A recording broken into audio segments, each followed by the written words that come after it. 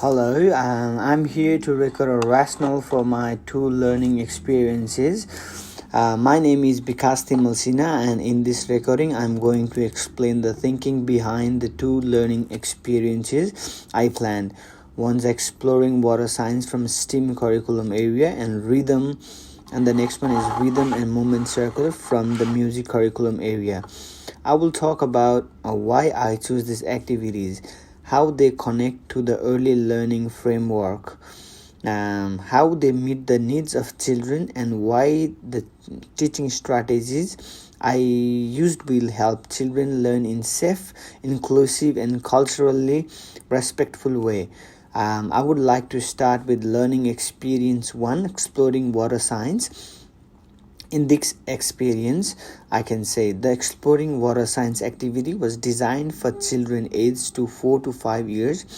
At this stage, children are naturally curious and enjoy hands-on sensory activities. I chose water play because it is something most children are familiar with, but it still offers new challenges and discoveries. The main aims were to develop fine motor skills through pouring and measuring water, cognitive skills by experimenting with sinking and floating, social skills through cooperative problem solving, emotional skills by building curiosity and persistence. The activity links to EYLF outcome 2. Children are connected with and contribute to their world because it helps them understand the importance and properties of water. It also supports outcome 4. Children are confident and involved learners because they test ideas, make predictions, and problem solve. In terms of EYLF principles and practices, it uses holistic approaches by combining physical, cognitive, and social learning. Intentional teaching because I guided exploration with open-ended questions like what do you think will happen if, and that's fill in the blanks. Cultural responsiveness by including discussion about how water is valued and used in different cultures represented in the group. And after all this, safety was also important. I kept water in a safe depth, supervised consistently, and ensured surfaces were dry to avoid slips. For inclusion, I used different strategies: picture symbols for children with communication needs, textured object for tactical sensory play, extra time and adult help for children with fine motor delays.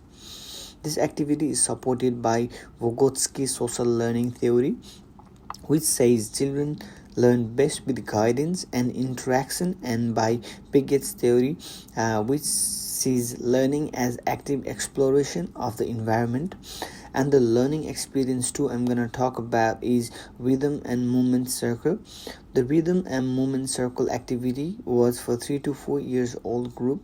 At this stage, children enjoy music, movement, and imitating patterns, so I designed it to support gross motor skills through clapping, stamping, and dancing, cognitive skills through recognizing and repeating patterns, social skills through turn taking and group participation, emotional skills through confidence and self expression.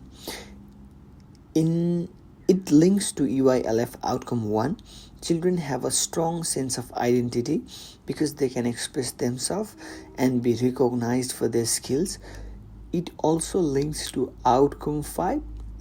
Children are effective communicators as they use both verbal and non-verbal communication through music. In EYLF principles and practice, it applies respect for diversity by including songs and rhythms from different cultures in the group, play-based learning and intentionality by scaffolding rhythm skills step by step, collaborative learning by encouraging children to work and play together.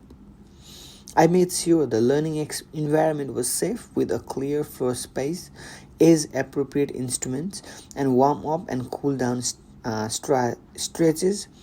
For differentiation, I reduced movement intensity for children with mobility challenges. I used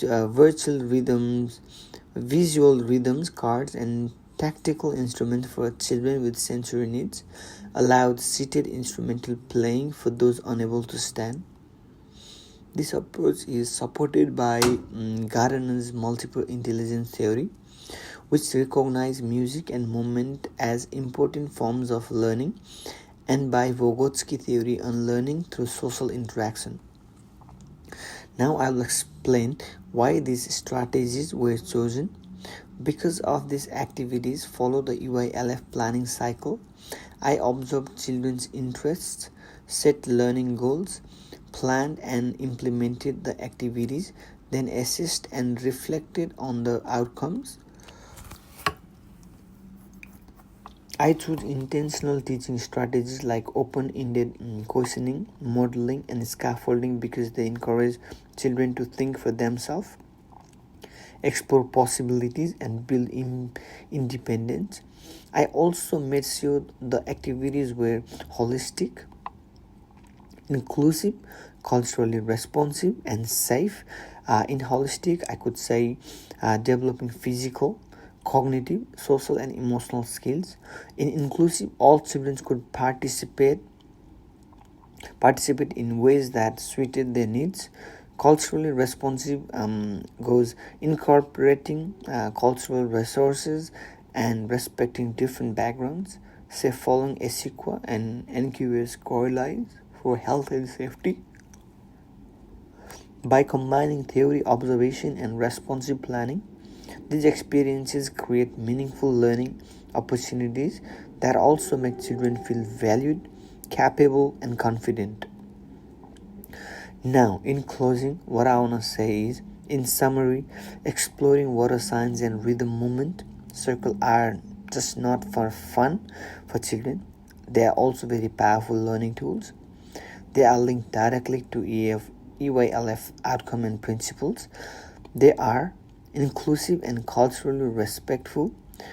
They build important development skills, and they are grounded in social, strong educational theory.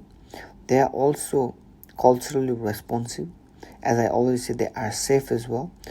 Through this activity, children can explore, express, and extend their learning in the ways they are engaging and meaningful. Thank you so much for time. Myself, Vikas Timilson, explaining all this. It's a verbal rationale of my subject EDU 433. Thank you so much for listening me.